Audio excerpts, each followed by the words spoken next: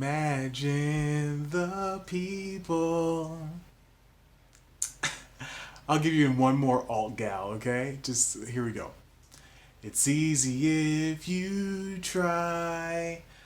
Okay, thank you, gal, for asking me to be a part of this Imagine video. It was so nice of you. Since I got you, I just want to know if you got my invitation to my birthday party.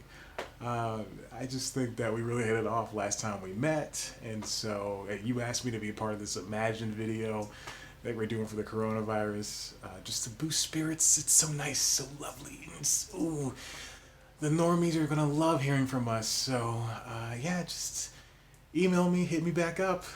You have my phone and my Instagram. Thanks again. It's news time. Delivering to you the news you didn't know about, the news you didn't care about, and the news you didn't know you cared about. With host, Chad White. Now, here's that host, Chad White.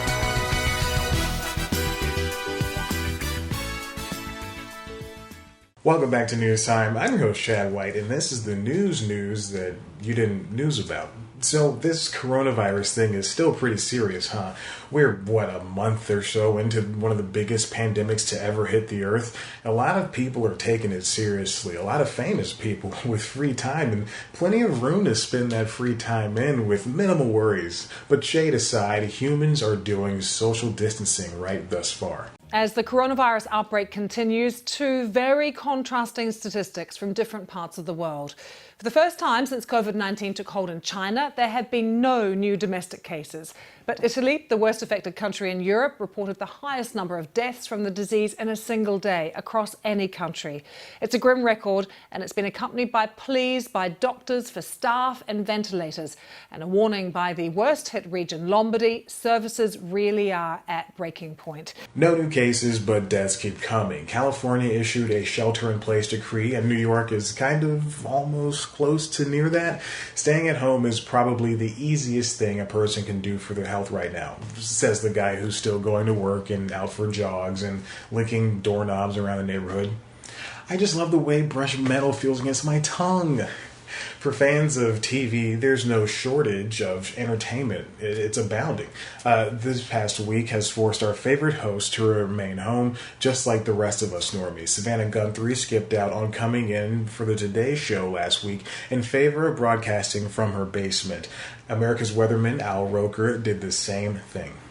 And we are back on a busy Wednesday morning, one not like a normal one here on Today. This show's been around a long time, 60-something years, but never has this happened before. We've got Hoda in our studio.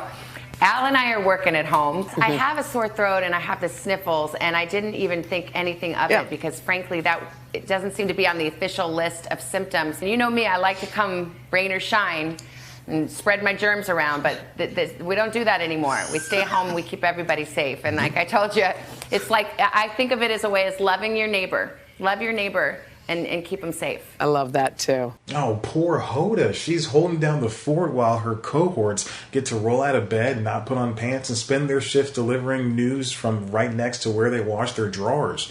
But Savannah's proclamation that she felt sick justified the staying at home, which, so smart. Around the show, they still practice social distancing, whether it be during an in-studio interview or out in the field reporting. Reporters might have one of the toughest jobs during the pandemic, to be out in the world with people, but also put the same quality of news out. Can you imagine conducting an interview that's important like that? Ma'am, you saved that busload of kids using the strength of your weave. Tell me, how does it feel to be a hero? Okay.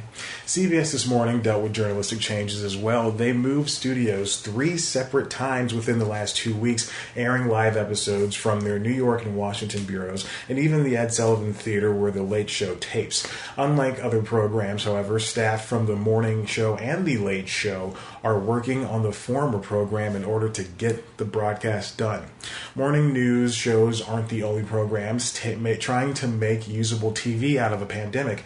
Late night hosts, some already on hiatus, others forced on a break, we were on a break, took to their YouTube channels to make their own short-form videos or even squashed episodes of their shows. Kimmel, Conan, Myers, B, Noah, Colbert, and Fallon utilized their at-home staff, wits, and phones because, God, I told you not to write cliches in this script, Ron. I'm gonna look like a fool if I... Alright, fine. They used that stuff because the show must go on.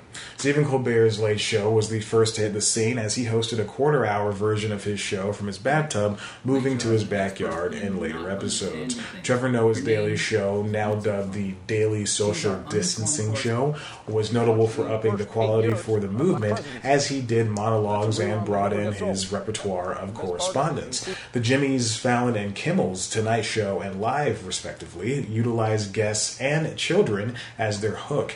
Amazingly, all of these shows didn't suffer from their translations online. The only host not doing anything is James Corden, which, if CBS had just given the job to an American who is young and just as talented and handsome and black, and okay, I'm talking about me, I wanted to host the show, then they wouldn't be in this mess. Think of all the hot, sweet tent I'd be uploading to the tubes right now.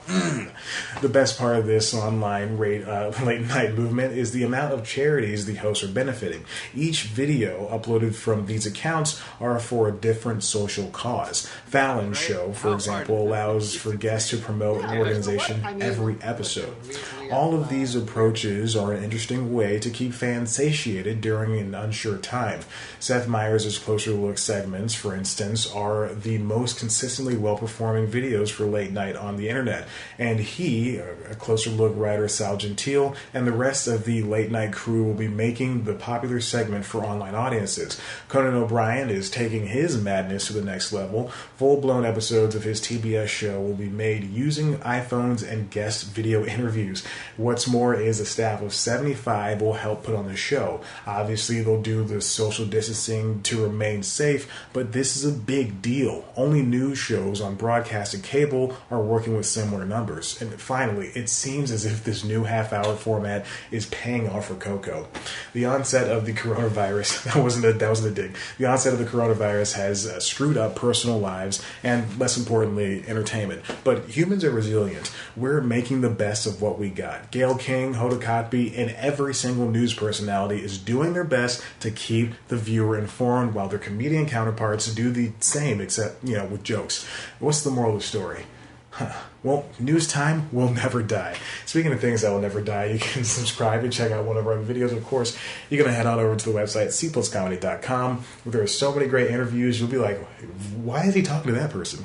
You can follow us on Twitter and Instagram at cpluscomedy. Follow me on Twitter and Instagram at ChadBlackWhite. Like us on Facebook and listen to the Constitutionals podcast because you know what? You got the time. Don't even say you don't. You're stuck inside. And speaking of being stuck inside, I got to go do some more interviews. Hey, lady, I'm coming after you.